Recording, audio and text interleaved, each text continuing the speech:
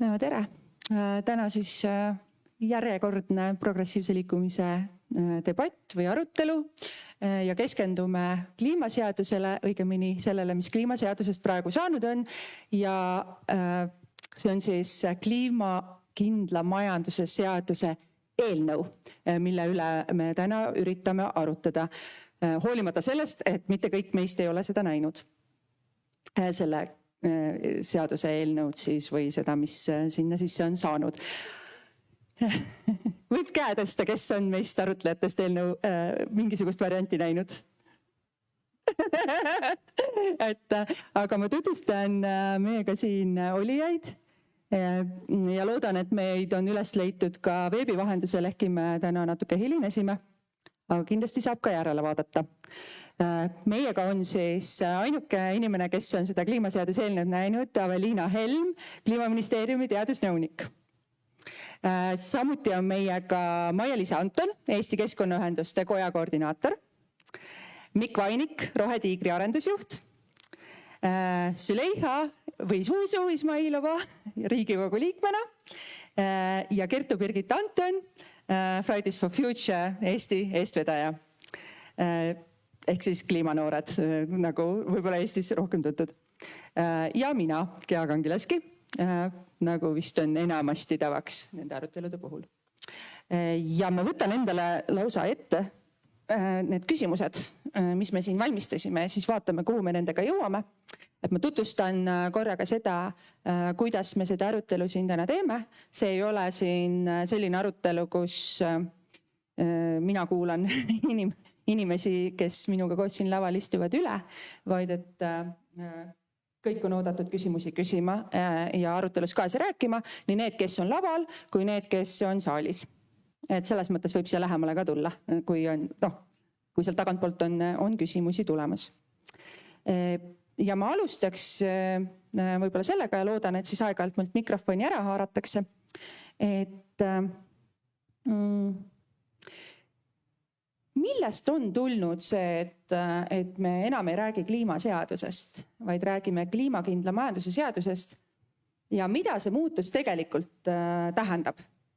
Et kas see tähendab seda, et selle regulatsiooni baas on tõepoolest suurem, on muutunud, kui esialgu kliimaseadusega plaaniti, või on selle tähendus milleski muus? Ma arvan, et võib-olla Aveliina, sina äkki alustad. Ja aitäh. No nimemaagiale ei maksa palju tähelepanu pöörata, et sisu on ikka sama, millega alustati ja ka mis selle eesmärgiks oli. Aga kuna üheks selliseks suureks fookuseks selles kliimaseaduses, seal on kaks suurt eesmärki tegelikult, on siis seada need sektoripõhised eesmärgid, mis oli pikaajaline sihuke plaan ja teiseks siis vaadata seda süsteemi ja neid sektoripõhiseid eesmärke ka läbi siis ettevõtete ja majandusvaldkonna, et kuidas siis anda seda kindlust, et see on see rada, kuidas me läheme ja need ettevõtted, kes nendes sektorites tegutsevad või siis need valdkonnad, mida siis ka riik edendab ja arendab, et need on nagu siis kindlalt nendes nii-öelda selle seaduse raames konkurentsivõimesse, nagu tahetakse öelda, konkurentsivõimesse siis panustavad. Ja et ma arvan, et see, ütleme, kliimakindla majanduse seadus, suupärasem on ikka kliimaseadus, aga sisu poolest, kuna seal on suur majandusfookus, muu hulgas, ega ta halb ka ei ole, siis tähendab, sellest sisu ei muutunud, et sellele vast liiga palju ei maksagi keskenduda. Et meiega siin, nagu öeldud, on ka Rohetiigri esindaja, kes tegelikult, kui te ei tea, siis Rohetiiger on selline katus, kuhu siis on hõlmatud väga paljud Eesti ettevõtjad ja ilmsesti kõige siis kliimateadlikumad ja tundlikumad ettevõtjad.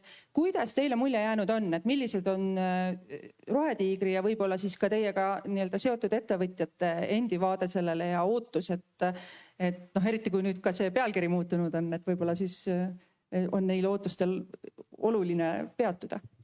Ja hetkeseisuga, aitäh, on meil 92 ettevõtet, kes siis Rohetiigri tegevusi siukse koostööplatvormina toetavad. Ma kõigepealt vastan eelmisele küsimusele. Pane äkki natuke lähemale endale. Vastan kõigepealt eelmisele küsimusele, et kas kliimaseadus või kliimakindla majanduse seadus, et see on natuke niuke semantiline küsimus, aga minu arvates on see päris oluline ja huvitav muutus, sest tegelikult sa ju nagu kliimale ei saa öelda, et kuule, nüüd on seadus, nüüd sa üle 1,5 kraadi ei soojene. Aga majandusele sa saad öelda, et kuule, et nüüd on tegevused X, Y, Z vähem võimalikud ja need teised tegevused nagu rohkem võimalikud, et see on minu arvates nagu pigem nagu tervitatav samm, kuigi ma saan aru, et ta pigem on nagu hoo pealt sündinud otsus, mitte võib-olla nii väga strateegiline muutus. Samas kliimaministeeriumi kodulehel kasutatakse mõlemat terminit veel läbisegi, et võib-olla on praegu hoopis nagu ülemineku aeg. Aga sõltumata sellest, kuidas seda seadust nimetada, siis nii Rohetiigri liikmed kui ka teised Eesti ettevõtted ootavad õigusselgust, et nad oskaks oma investeerimisplaane lähema 5, 10, 15 aasta peale planeerida võrrelduna võib-olla hetkeolukorraga, kus volatiilsust on nii palju, et see üle 2 aasta ette ei mõtle, et see on see peamine muutus, mis sellest oodatakse. Tervist! Ma arvan, et keskkonnaühenduste vaatest tegelikult on see muutus on oluline. Muidugi meie vaatest on natuke see küsimus, et meie meelest nüüd nimi ja sisu, et muutusid mõlemad asjad. Muutus nimi ja muutus sisu ja meie meelest on nad vastandlikud. Selles mõttes, et tegelikult eriti ettevõtted, kes osalesid nendest nii-öelda selles kaasamisprotsessis, siis nemad kogu aeg rääkisid, et kuna Euroopa roheleppe on majanduskasvu strateegias, võib olema Eesti kliimaseadus ka majanduskasvu seadus. Aga et majandus on ikka põhiline. No, siin võib-olla on selline küsimus, et kus keskkonnaühenduste vaade võib-olla on rohkem selline, et ikkagi majandus ei ole meile füüsika. Et selles mõttes majandus ei ole loodusseadus, et majandus on inimeste tehtud süsteem ja et me võiks ikkagi küsida, et mis majanduse eesmärk on. Et kuidas me selle oleme üles ehitanud, aga et kui tulla lihtsalt selle seaduse juurde tagasi, siis oluline osa selle juures on see, et ühelt poolt pandi nimeks kliimakindla majanduse seadus, aga teiselt poolt mindi eesmärkides nii palju tagasi, et see kütab kliimamuutust nii palju, et nii suures kliimamuutuses ei ole kliimakindlat majandust. Et suure heitmega majandus ei ole kliimakindel majandus. Et selles mõttes on oluline välja tuua korraga, et mitte ainult nimi ei muutunud, vaid nii-öelda nimi muutus ühte suunda, aga nagu siis eesmärgid muutusid teise suunda. Ja need nüüd nimi ja sisu ei lähe enam kokku. Ja. Meil on noortega vist tundunud ka pigem, et nüüd kui pealkirjaks sai kliimakindla majanduse seadus, siis igasugused asjad, mis ei ole otseselt seotud majandusega, siis justkui peaksid selles seaduses, kas nad peaks välja jääma, aga tundub suurem võimalus, et nad jäävad välja. Et see on üks asi, aga teine asi mul tekkis praegu seda mõttevahetust kuulates see tunne, et võib-olla see mõte selle kliimakindla majanduse seaduse nime taga tegelikult on pakkuda kliimapoliitika kindlat majandust. Et oleks ettenähtavus selle suhtes, milline on kliimapoliitika, millised on eesmärgid ja et riik lubab ettevõtetele ja ka ülejäänud ühiskonnale, et need eesmärgid ja et see tee püsib selline, nagu me seadusesse praegu kirja paneme, aga see, kas need eesmärgid ja tegevused reaalselt tagavad piisava kaitse kliimamuutuste tagajärgede eest, et me saame sellega hakkama, suudame ellu jääda, seda minu meelest, see ei paista olevat selle seaduse sisu vaadates kõige suurem eesmärk, aga mul on tunne, et võib-olla Avelinas tahad vastu öelda või? Ja teeme ringi, Susu tahab ka midagi kommenteerida või? Ma kommenteerin siis omalt poolt ka võib-olla sellest esimesest küsimusest lähtuvalt, et mis puudutab seda nime muutust, siis minu arust koalitsioonileppesse sai vist ikkagi kirja kliimaseadus, kui ma õigesti mäletan. Et selles mõttes on nõme, kui niimoodi kuidagi ühepoolselt järsku muudetakse asju, et see on nagu ei tekita usaldust minu arust. Ja kuna tegemist on nagu nii olulise protsessiga, sest et mina olen ette kujutanud, et kliimaseadus peaks olema vähemalt sama kaaluga dokument, kui on meie põhiseadus, sest et see on see, millele suuresti hakkab baseeruma meie tulevik, et kuidas me asju teeme edaspidi. Et see on nagu esimene asi, mis nagu kindlasti tekitab sellist kõhklust, et miks siis järsku nii. Aga kui rääkida selle sõna sinna juurde lisamisest, siis no kliimakindel majandus või kliimaseadus või kliimakindla majanduse seadus või kliimaseadus, no selles mõttes praegu ta on, minu arust on ta ikkagi kitsama nagu siis vaatega, vähemalt nime poolest. Kui väidetakse, et sisus ei ole muutusi, noh siis tekitab selle omakorda küsimusi, aga okei, aga miks seal siis nagu ei ole või miks ta on sellisena koostatud. Noh, kuna mina ei ole seadust ise näinud, lugenud, siis ma selles mõttes ei oska nagu kaasa rääkida. Küll aga olen vist 4 tutvustus sellisel üritusel osalenud, kus siis Kliimaministeerium on siis tutvustanud seda niimoodi slaididel ja kus on nagu saan natuke küsimusi esitada. Et jah, et selles mõttes mul Riigikogu liikmena ja sellise nagu noh, ma ei tea, kas ma saan enda kohta enam kliimaaktivist öelda, aga on ju, aga hinges me kõik oleme, on ju. Et siis jah, ma nagu ambitsioon on ikkagi nagu suurem see ilmselt, kui see, mis meile sealt seadusest hakkab vastu vaatama. Täna on küll see tunne. Ma võib-olla jah, seda tahtmata sinna semantikasse nii pikalt kinni jääda, aga et just. Et selles mõttes, et püüdsin siin nuputada, et mis siis väljapoole majandust jääb. Et kui meie hoovad, nii nagu siin välja toodi, et meie hoovad on ikkagi nagu meie enda käes, et kliima jaoks olevad hoovad on need, mida me ise liigutada saame. Ja seda me teemegi selles ruumis ühiskonnas. Et küllap nad kõik sinna majanduse alla ka mahuvad ja kui vaadata nagu seda ka seaduse ülesehitust, et ta on sektorite kaupa, aga ta toob juurde ka need ütleme põhimõtted või siuksed paralleelsed üldarusaamad, kuidas me siis edasi võiksime minna, et meil on ka mingisugused üldalused, millele tuginedes me neid sektoreid edendame, noh kas või siis ütleme näiteks looduskeskkonnaga arvestamine või põhimõte selles, et kui sa edendad ühte valdkonda või edendad näiteks kliimasõbralikke tegevusi või näiteks tegeled süsihappegaasi vähendamise või eemaldamisega või heite pidurdamisega, et siis sa ei tee seda teiste keskkonnaeesmärkide arvelt, mis on üks selline aluspõhimõte, mis sinna seadusesse ka kirja saab. Et noh, et need kindlasti lähevad väljapoole majandust, nad lähevad nagu ühiskonna sellisesse toimimise alustesse, aga teisest küljest eks nad siis lõpevad ikka selles, kuidas see majandus toimetab. Nii et, aga ma mõtlen ka seda, et viimane aasta on olnud natukene ju eriline ka, et seesama majanduslangus, inimeste ärevustase on ju tegelikult suur ja ka see teadmatus selles osas, ma näen ise nende töörühmade raames, mis on palju toimunud, et muresektoreid on omajagu. Ka need, kelle ütleme selline ajalooline kliimasüü ei ole neile endale tunnetatav ja võib-olla seda polegi nii palju, aga see mure selle poolest, et mismoodi nemad siis peavad ümber reorganiseeruma või ümber organiseeruma on nagu tajutav.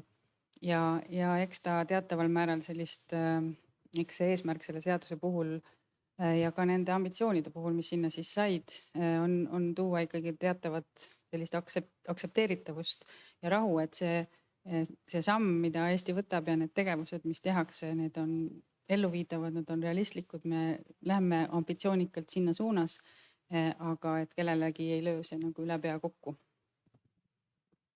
Ma panen korra hoopis teise mütsi pähe, ma olen siin Tartus õppinud riigiteadusi ja ma lihtsalt nagu panen tähele selliseid asju, mida ma arvan, progressiivne liikumine Eestis laiemalt võiks ka nagu tähele panna, et meil on siin tegemist kliimakindla majanduse seadusega, mida töötab välja ministeerium ja mida siis Riigikogu liige võrdleb põhiseadusega oma tähtsuse poolest. Aga ometi on meil nagu olukord, kus Riigikogu liige ei ole seda ise nagu näinud ja järelikult nagu tekib küsimus demokraatia versus tehnokraatia vahel meil siin et kui see on sellise kaaluga asi, siis mõtleme korra, et kuidas me oleks ühiskonnana reageerinud, kui näiteks meie põhiseadust oleks toona kirjutanud põhiseaduse ministeerium. Et kas me siis oleksime olnud rahul näiteks oma nagu seadusandva kogu tegevusega, et see kõik on nagu välja delegeeritud. Ja ma ei ürita selle käigus nagu hinnanguid anda, vaid ma lihtsalt nagu kirjeldan nagu olustikku, et siin on mingisugune element Eesti ühiskonna arengust viimase 30 aasta jooksul, mis on natuke nagu kummastav. Et ma lihtsalt tahtsin selle praegu korraks välja tuua. See on huvitav selles suhtes, et ega siis seaduse sõnu ise ikkagi, ega ka seda põhiseadust, keegi ikka hoidis seda pastakat ja see oli üsna väike grupp, mitte terve ühiskond korraga, aga arutelud selle baasil, et mis sinna tulevad ja ka hiljem, kui Riigikogu asub seda arutama, kes lõpuks ju selle vastu võtab sellisena, nagu ta lõplik on. Et see arutelu on ikkagi avalik ja lihtsalt see, kuna see protsess on olnud nii, ta on ju ikka pikk, see on üsna keerukas seadus olnud ja see ka kogu kaasamine on olnud ju üsna mahukas, aga tõepoolest, et seda nende töörühmade ees ei ole seda seadust seal kohe nagu kirja pandud, vaid ikkagi sünteesitud hiljem kokku. Ja see on tegelikult ju tavaline seadusloome protsess, et ministeeriumist tuleb üks asi välja pärast pikki kaasamisringe ja siis seejärel on see kõigil arutada ja see juhtub juba siin selle konkreetse seaduse puhul üsna varsti. Ma korra küsin ikkagi veel, et see tundub meile praegu tavapärane seadusloome protsess, aga see ei ole alati nii olnud, et sellepärast ma pigem tahaks küsida Zuzu käest, et kuidas see tegelikult peaks olema. Sa lubasid, et meil on siin pigem nagu küsimuste ja vastuste. Luban. Ja, et kui Riigikogu oleks teinud seda seadust, et mida me siis praegu näeksime Eesti avalikus debatis ja selles seaduses? No jah, ma üsna värske Riigikogu liikmena olen sellele arusaamisele jõudnud küll, et ega sealt Riigikogust endast väga palju neid seadusalgatusi otseselt ei tule, eks. Aga kui nüüd konkreetselt sellesama kliimaseaduse kohta nagu vastata, siis no ma ei tea, minu arust võiks see dokument olla avalik küll. Et mina ei kardaks küll seda, et kuna see on nii oluline, siis see võiks olla ja see diskussioon võiks juba käiagi sisu üle. Ja kui me vaatame seda, mis tasemel toimub Riigikogus debatt tegelikult, siis ma julgen küll selles kahelda, et see saab olema nagu midagi väga kaasavat. Et kuigi mina olen täna koalitsiooni poolel, siis on selge, et kõikides teemades ikkagi ei saa nagu üksipulgi sisse minna, sest et teatud kokkulepped ja nii edasi, aga minu arust me võiksime küll seda praktikat viljeleda, et lükkame Google Docs üles, 1,3 miljonit Eesti inimest saavad vaadata, mis seal kirjas on, miks mitte. Ma tahtsin tulla tagasi selle kaasamise juurde ja selle juurde, et tõesti arutelusid on olnud päris palju, need on olnud suhteliselt laia ringiga, et kui alguses ministeeriumi poolt oli see signaal, et ei, et me teeme need hästi nagu väikses ringis, umbes siin, nagu me praegu oleme, et umbes 15-20 inimest ruumis, mitte rohkem, sest muidu ei saa näost näkku mõnusalt arutada. Siis nüüd on ikkagi see, et töögruppides on ikkagi kümneid ja kümneid osapooli tihti, aga olles ise olnud selles protsessis kaasas õigupoolest enne, kui see protsess algas, sest et me olime noortega ühed neist, kes korraldas meeleavaldusi ja andsid muid signaale, et meil tõesti on vaja seda kliimaseadust Eestis hakata koostama. Et siis praeguseks on mul küll tekkinud see tunne pärast peaaegu aastat aega kaasamisprotsessi, et ma ei ole kindel, mis sellest kõigest tolku on olnud. Eks see lõpuks näis, kui eelnõu välja tuleb, aga et kui seaduse nimi muutub nii, et teadaolevalt kaasatavatega seda läbi ei arutata ja seaduses ka näiteks pakutakse välja eesmärke, mis lähevad tagasi Eesti seni kehtivatest kliimaeesmärkidest, mida ka läbi ei arutata või ei pakuta välja, et me nüüd mõtleme sellist asja teha, mida te arvate. Et siis mis tähendus sellel kõigel on, mida nendes töögruppides ja mujal räägitakse, et mille põhjal selgub see, mis osa töögruppide aruteludest lõpuks saab eelnõuks ja mis osa jäetakse kõrvale ja kust tulevad mingisugused teised mõtted, seadusele uued pealkirjad ja nii edasi, et see osa praegu on jäänud häguseks. jah, olles olnud siis selles kaasamisprotsessis kõvasti kaasatud, olles puutunud kokku väga paljude inimestega, kes olid kaasatud ja olles ise ka mina kui kliimanõukogu liige, aga teiselt poolt siis ka, kes me korraldasime siis EKO poolt ka seda kaasumist kõigisse nendesse töörühmadesse. Et jah, töötunde on väga palju kulutatud, aga küsimus nagu selles, et vähemalt nüüd selle põhjal, mis me mais, mida avalikustati, et sealt nagu üles leida see, mis töörühmades oli, et minu meelest see on üsna raske. Et seesama, mida Kertu juba välja tõi ikkagi, et ongi, et kui nimi muutub, kui eesmärgid muutuvad nii üldiselt kui valdkondlikud ja veel paljud asjad, et siis nagu tekib see küsimus, et kus siis see kaasamise tulemus nüüd ikkagi nagu oli ja kes sealt siis valis. Aga lihtsalt, et ma arvan, et see on nii-öelda just küsimus sellest, et see ongi hästi keeruline protsess. Ma võib-olla ei ole päris nõus, et see põhiseadusega võrdne on, sest kui me tahaksime põhiseadusega võrdset, siis me teeksime planeedi taluvuspiiride seadust, on ju. Et siis me kliimaseadusega ei piirduks, on ju, siis me võtaks nagu kogu probleemi tervikuna ette. Aga ma arvangi, et see küsimus võib olla ka sellest, et kui ongi tõesti nii oluline seadus, et siis näiteks kaasamise puhul ikkagi vaadata seda, et kas kaasamine on see, kui saadetakse kutse või kaasamine on see, kui vaadatakse, kes on laua ääres. Et lihtsalt nii palju, kui mina nendest töörühmadest tean, siis see laua ääres olnud, et see ei olnud läbilõige ei majandusest ega ühiskonnast. Ja no seal on muidugi alati küsimus, et kuidas siis saada, on ju, et kus on vaeste inimeste MTÜ, on ju, keda kaasata esindama inimesi, et siis võib-olla peab ka riik otsa vaatama, et miks meil ei ole vaeste inimeste MTÜ-d, on ju, kes nagu siis esindaks nagu vaeseid inimesi ja näiteks, või no ütleme haavatavaid inimesi või puuetega inimeste koda, mis iganes, on ju, kui me vaatame, et ongi, et ütleme, võib-olla me oleks siis jah, kiire. Pensionäride ühendus näiteks, neid puudutavad ju kliimateemadega. Lasteühendus, aga lihtsalt ütleme, et võib-olla me oleks saanud kiiremini aru saama, et tehakse kliimakindla majanduse seadust, et võib-olla see oleks juba pidanud meile vihjama paremini, et vaadates selle järgi, kes laua ääres olid, on ju. Et aga kui me ikkagi just mõtleme sellest, et nii-öelda tõesti jah, majandus on nagu selline väga tõesti nagu suur osa, aga ikkagi see küsimus sellest, et mis on majanduse eesmärk, kas majandus on asi iseenesest või majandus on ikkagi mingi süsteem, mille me oleme loonud ühiskonna vajaduste rahuldamiseks. Et sellest nii-öelda see natuke sellise muna ja kana ja hobuse ja vankri ja kõik need küsimused, et lihtsalt nii-öelda kas ikkagi kõik nii-öelda huvid ja osapooled said olla laua ääres, et jah, laua ääres olid need väga häälekad, kes teatasid, et issand jumal, kui natuke nemad midagi oma äris muutma peavad, nii kukub maailm majandus kokku ja midagi nii teha ei saa, on ju. Aga seda kõike on nad nagu rääkinud 20 aastat või 30 aastat, on ju. Aga et see küsimus sellest, et kui neid teisi tasakaalustavaid hääli laua ääres ei ole, siis kas see päriselt on kaasamine või kas siis peaks kuidagi vaeva nägema ka selleks, et need teised hääled kuskilt siis kokku saada, et see päriselt nii-öelda ühiskonda esindaks. Aga ma siinkohal muidugi ütlen, et see ei ole nüüd kliimaseadus, ei ole meil ainuke seadus, on ju, millega meil neid probleeme on. Et see nüüd ei ole niimoodi, et igal pool mujal meil kaasamine õitseb ja on maailma parim ja nüüd kliimaseadus ainsana nii-öelda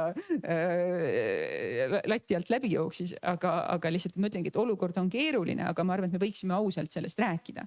Et ma ei tahaks olla kaasatud organisatsioonide poolt päriselt nõus, et tegemist suure kaasamise edulooga on. Ma arvan, et mingil määral see kirjeldab seda kaasamist, kui on osapooli, kes on rahulolematud. Et võib-olla me võime selle kaasamise praegu panna kõrvale ja läheme uuesti selle kliimaseaduse sisu juurde. Et üks asi, mille ma siit arutelust praegu välja noppisin ja millest me oleme ilmselt ajakirjandusest ka lugenud, on Kertu, Birgit, sinu etteheide selles osas, et me oleme ambitsioonis tagasi läinud. Et ehk siis ühelt poolt me olime ambitsioonikamad nii Eesti 2035, on ju, kus süsiniku heiteks põhimõtteliselt või emissioonideks meil oli 8 miljonit tonni aastas määratletud ja nüüd me kommunikatsioonis kuuleme, et me räägime 10 miljonist tonnist. Samamoodi võib-olla ka tegevusvaldkondade lõikes ei ole me sama ambitsioonikad, kui valdkondlikud tegevuskavad on. Et esiteks on tõepoolest minu küsimus ka siin, et kas me siin ei lähe natuke nagu ma ei tea, kas see natuke on isegi õige sõna, aga kas me ei lähe vastuollu Pariisi leppega, mis ambitsioonist taganemist justkui nagu ei pea õigeks. Ja teiselt poolt siis muidugi see küsimus, et kas me saame enam nimetada seda seadust sellisel juhul ambitsioonikaks, kui me teeme järeleandmisi. Ja kui me oleme selle ära lahendanud, et kas see on nüüd ambitsioonikas või mitte, siis me võiks uuesti minna selle juurde, et mida me selle seaduse raames tegelikult teha saame. Aga räägiks nüüd sellest ambitsioonikusest korraks.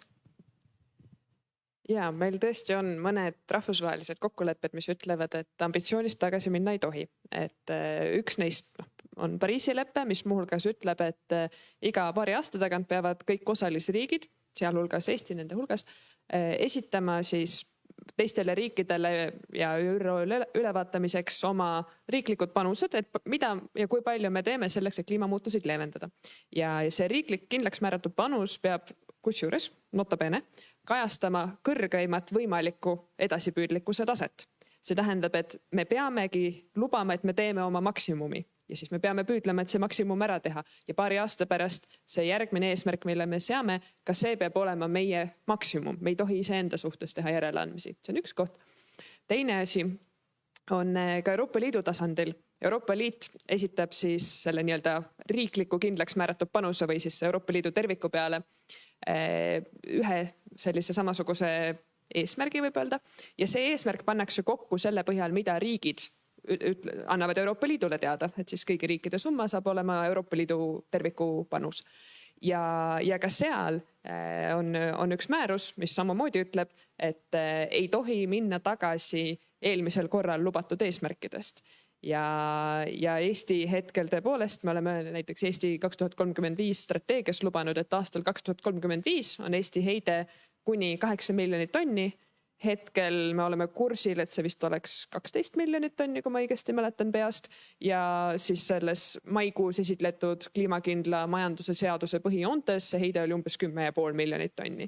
Ehk et kuskilt miskipärast on kliimaseaduse mustandisse saanud kirja veerandi võrra suurem eesmärk, kui meil seni kehtiv eesmärk on. Ja kuidas see meie võetud kohustuste ja lubadustega kooskõlas on, ma ei ole seda analüüsi veel näinud, mis ütleks, et on kooskõlas.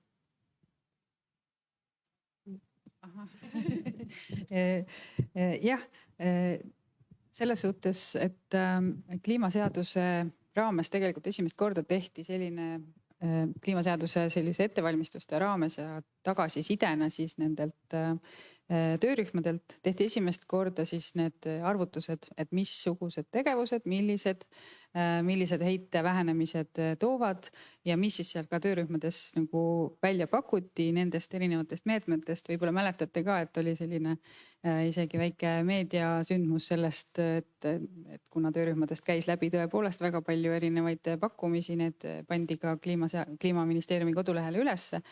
Ja inimesed said siis nalja teha selle üle, kui oli pakutud, et vähendame, ma ei tea, loomi poole võrra või siis paneme trammid sõitma Tartusse ja erinevaid asju, mille siis üle sai pikka aega arutada, et kas see nüüd on selle seaduse eesmärk, aga nendest välja pakutud teemadest, välja pakutud lahendustest nende puhul tehti päris paljudele siis arvutused, millel oli võimalik arvutusi teha, mille kohta informatsioon on olemas ja mis olid ka nii-öelda sellesama töörühma raames selliseks hinnatud tehtavaks ning ütleme, seesama heitemäär tuligi siis kokku nendest ettepanekutest ja sellest ambitsioonitasemest, mida siis välja sai arvutada. Ühesõnaga, esimest korda Eestis löödi kokku need heitenumbrid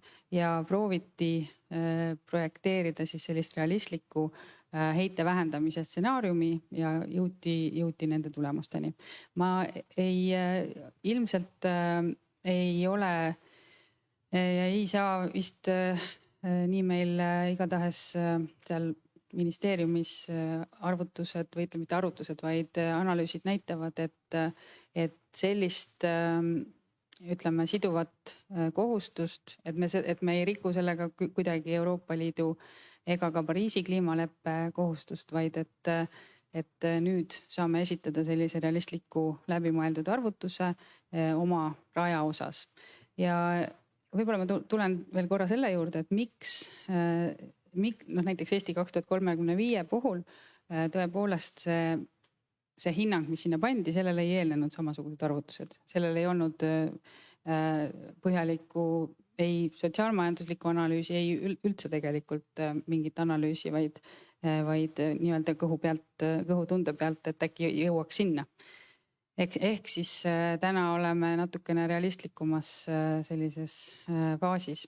Aga võib-olla ka, mis on oluline ära öelda, on see, et needsamad arvutused näitavad tegelikult hästi realistlikku teed. No sellist, mis võiks olla ja peaks olema ja saab olla ka aktsepteeritav sellele, kes homme peab siis oma asju hakkama ümber korraldama ja keegi ei tohiks nagu sellepärast ütleme päevapealt selliseid ehmatusi tulla, et see rada on stabiilne, ettenähtav ja ütleme selles mõttes mõistlik.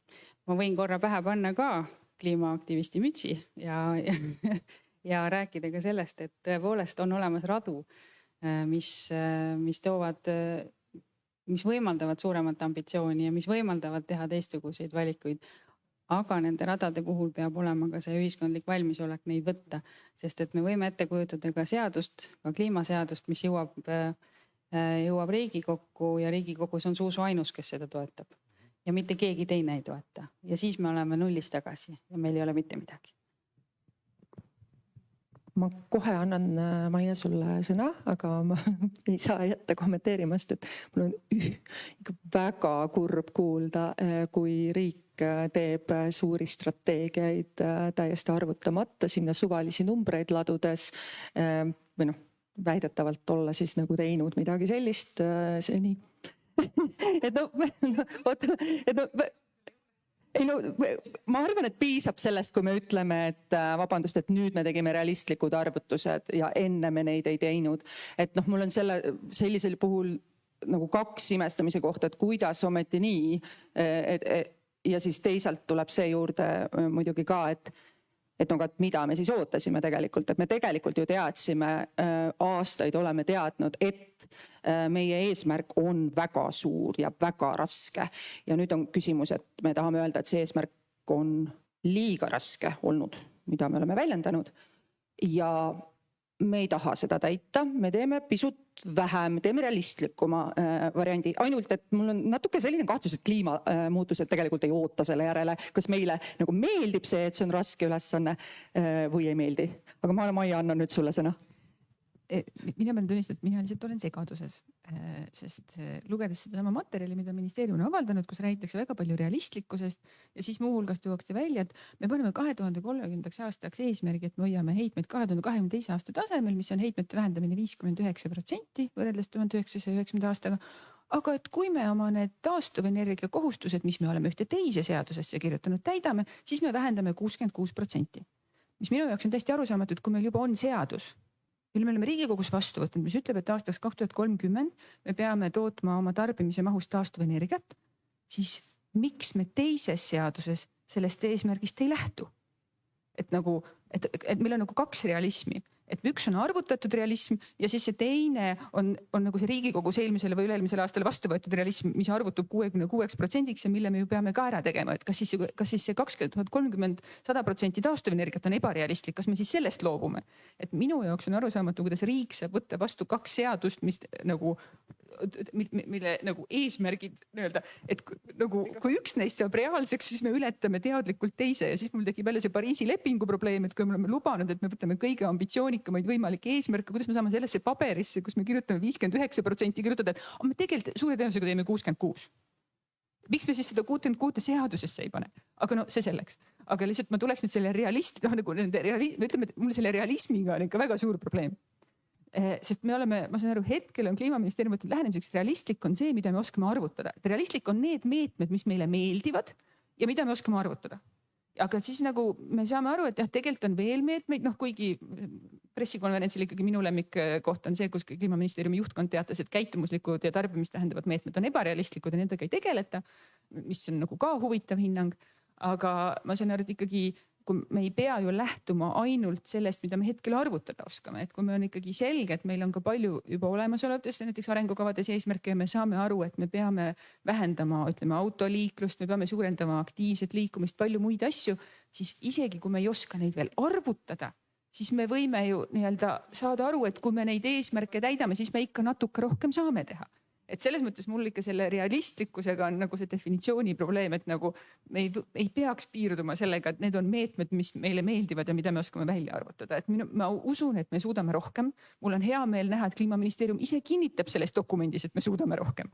Ja ma arvaks, et me suudame tegelikult veel rohkem. Ja ma arvan, et selle käigus nii-öelda mulle tundubki, et mis on Eestis selline hästi suur probleem kogu selle kliima, ütleme, rohepöörde laiemalt käsitlemisel on see, et meile räägitakse ainult selle kuludest. Et mis see kõik maksab, aga meil ühelt poolt ei räägita, kuidas see teeb meie elu paremaks, ja teiselt poolt ei räägita peaaegu üldse sellest, mis on selle hind, kui me ei tee neid asju. Et nagu see, et sisuliselt ikkagi, kui me inimestel on jäetud mulje, et meil on praegu see, et kas me jätkame oma sellist praegust toredat elu, me võime arutada, kui tore päriselt see elu tegelikult on praegu.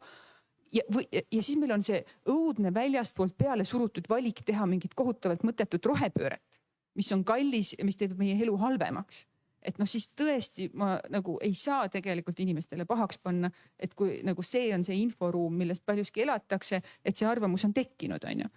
Ja võib-olla lihtsalt see, mida ma nagu väga tahaks näha ka ikkagi riigi poolt, on just see rohkem ikkagi rääkimine sellest, et meil tegelikult ikka on nüüd vaja päriselt sellega tegeleda. Et see nüüd on ikkagi eksistentsiaalne küsimus, et nii nagu me kõik saame aru, et kui on Ukraina sõda või kui on COVID või mis iganes, me oleme suutnud riigina teha väga suuri asju.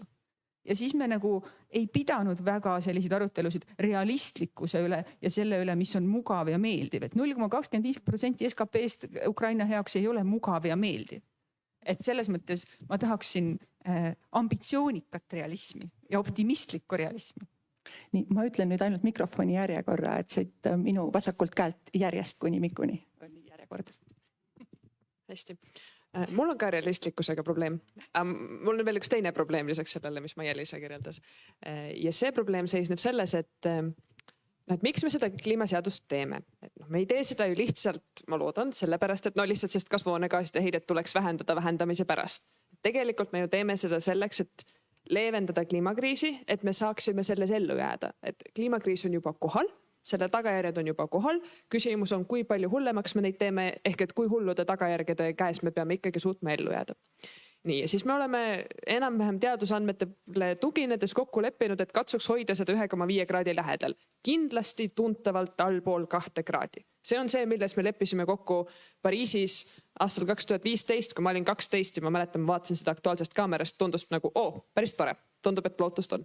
Nii, leppisime selles kokku. Siis kadus kuidagi ära see teadmine, et mis me tegema peame selleks. Et selleks, et hoida kliimasoojenemist näiteks 1,5 kraadi piires, peab inimkonna kogu süsinikuheide, kogu kasvuhoonegaaside heide tööstusrevolutsiooni algusest peale lõpuni välja jääma kindla suuruse sisse. Ja selle suuruse nimi on süsinikueelarve. Ehk et küsimus ei ole mitte lihtsalt ainult selles, et mis aastal me jõuame kliimaneutraalseks. On see 2050, 2030, 2085, vaid küsimus on see, et kui palju kasvuhoonegaase me inimkonnana enne kliimaneutraalseks jõudmist atmosfääri paiskame. Et me võime kõik kujutada ette näiteks, et kui me aastal 2050 saame kliimaneutraalseks, siis kui me enne seda hästi palju kasvuhoonegaase tekitame, siis kokkuvõttes me tekitame palju suuremat kliimasoojenemist kui siis, kui me vähendaksime oma heidet peaaegu nullini juba täna ja siis tiksuksime hästi väikese heitega aastani 2050. Et need tulevikud, mida me sellega loome nende 2 erineva trajektooriga, need tulevikud, need kliimamuutused, mida me endale kaela toome, on hästi erinevad. Nii. Ja me ei ole sellest väga hästi aru saanud. Me oleme tututanud seda, et me saame aastaks 2050 kliimaneutraalseks ja siis elu on ilus ja kliimamuutused ootavad selle ajani meid. Mida nad ei tee. Ja me oleme selle käigus kulutanud peaaegu et ära oma süsinikueelarve. Et maailma süsinikueelarve on jõudnud nii väikseks, et kui me praeguses tempos seda edasi kulutame, siis enne aastat 2030 on see läbi ja siis on absoluutselt kindel, et kliima soojeneb rohkem kui 1,5 kraadi. Ja me saame kaasa need tagajärjed, mis sellega tulevad. Ja selleks, et me saaks ikkagi hoida kliimasoojenemist 1,5 kraadi lähedal, mille nimel me oleme lubanud pingutada, me ise kirjutasime Pariisi leppele alla, siis me peame jääma oma osa sisse sellest süsinikueelarvest. Ja meie osa on ka väga tillukene. Oleneb, kuhu see nagu alguspunkt panna, see osa on kas juba läbi või saab lähiaastatel läbi. Ja minule teeb tohutu suurt muret see, et kliimaseaduses eesmärkide koostamisel see ei ole üleüldse mingisugune eesmärkide seadmise alus. et me seame eesmärke ikka selle järgi, mis tundub meile tehtav praeguste tehnoloogiatega, muutmata inimeste käitumist, vähemalt mitte olulisel määral.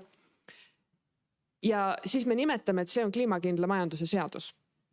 Olukorras, kus me teame, et isegi kui me siis need eesmärgid ära täidame, siis me aitame kaasa oluliselt rohkema kliimamuutuste tekkimisele kui see, milles majandusel saaks olla enam-vähem turvaline ja kus majandus võiks saada kliimamuutuste tagajärgedega hakkama. Et see on minu probleem realismiga. Ma alustan sealt, kus Maia-Liisa omakorda alustas, et sellest, et siin eelnevalt oli suur hämmastus selle üle, et kuidas küll seati 2035 Eesti 2035 eesmärk nõnda, et arvutusi ei olnud ja nüüd Maia-Liisa samal ajal, eks ole, toob välja, et kuidas ka nüüd kliimaseadusesse tõepoolest võiks sisse kirjutada ambitsiooni, mida me arvutada ei oska, mille kohta meil puudub ka see analüüs ja see valik, seal konkreetselt tõesti selles seaduses tehti, et seame selle eesmärgi, mida me tõesti arvutada oskame. Need käitumuslikud ja kõik muud eesmärgid, need on absoluutselt, need peavad olema selle osaks, see on täiesti, ma tahtmata üldse kaitsta võib-olla kehva sõnastust, aga need käitumuslikud muutused on nii või teisiti kõikide nende protsesside osa, aga tõepoolest ei oska arvutada. Ja kas me peaksime seadma, nii nagu tegelikult isegi IPCC ise teeb prognoose tulevikku, selle arvestusega, kus ta tegelikult ei tea, kust need vähenemised tulevad, näidates neid trajektoore, millega me saaksime jääda 1,5 piiresse juba järgmisest aastast, igast järgmisest aastast läheb see projektsioon tegelikult selle võrra lappesse, et sinna hakkavad liituma sisse asjad, mille kohta pole õrna aimugi, kuidas seda saavutada. Kas või siis see süsiniku sidumine, see PEX, eks ole, võtame biomassi, matame maa alla, et need on kõik jälle sisse kirjutatud. Ja siin oli valik, kas me Eestis teeme ka selle, hakkame lisama nii-öelda õhku sellesse numbrisse aastaks 2030, 35, 40 või siis arvutame need asjad nõndaviisi, et me täna täpselt teame, see tehas läheb kinni, too sektor vähendab tootmist ja need numbrid tulevad sealt kokku. Et see on ju tegelikult on ta lagi, mitte ei ole ta eesmärk need tonnid saavutada ja õhku paisata. Et siin on hästi palju sellist ühiskondlikku teadlikkust, mis peavad järgnevatel aastatel aina tõusma, et see tõepoolest see eelarve tõuseks au sisse, mis meil on, et meil oleks igal ühel peas see, et me oleme mingisuguse limiteeritud ressursiga, tegeleme ja iga tonn loeb, et see on nagu selline paralleelne osa, aga kui palju sellest ikkagi seadusesse kirjutada, eks see on siis edaspidi arutada ka. Aitäh. Mul on selliste arutelude puhul tihti alati tekib sihuke nagu suur pessimismi sihuke puhang minu sees. Et kui ma kuulan tarku inimesi enda ümber, siis see tunne, et sinna eesmärgini jõudmine on veelgi keerulisem, kui me oleme endale ette kujutanud ja sellest pessimismi august on nagu väga keeruline välja saada, kui sa nagu reaalselt kuulad inimesi, kes on nagu su kõrval istuvad ja teadlased ja isegi kui neil ei ole nagu neid õigeid vastuseid sulle anda. Aga kui nagu rääkida sellest ajaraamist kliimaseaduse puhul, siis millal see üldse ükskord nagu päriselt hakkab nagu rakenduma, sellepärast et üks asi on kliimaseadus, aga kui me ükskord selleni jõuame, on ju. Aga siis teine asi on ju need seadused, mis on kõik seotud veel sellega. Et see on veel omakorda üks suur pikk kadalipp, mis seisab meil ees. Et nagu jah, mul on nagu sihuke tunne, et see mägi kukub sulle peale ja sa lihtsalt jääd sinna alla, et päris keeruline on jah, et sellepärast ma mõtlen ka, et tegelikult oleks võinud ikkagi selle nime muutmata jätta. Hästi palju mõtteid on tekkinud vahepeal, aga ma üritan 3 kommentaariga kokku võtta, et iseenesest olles piisavalt palju uurinud nii-öelda nurjatud probleeme ja viinud läbi projekte nende levindamiseks, siis kui keerulise projekti käigus muutub selle nimi või eesmärk, selles ei ole mitte midagi ebatavalist, sest sa tegelikult ei teagi, kuhu sa täpselt teel oled. Et seda ei maksa ei kliimaseaduste tegijatele või siis kliimakindla majanduse seaduse tegijatele tegelikult nagu ette heita, et see on suhteliselt tavapärane osa sellisest keerulisest protsessist.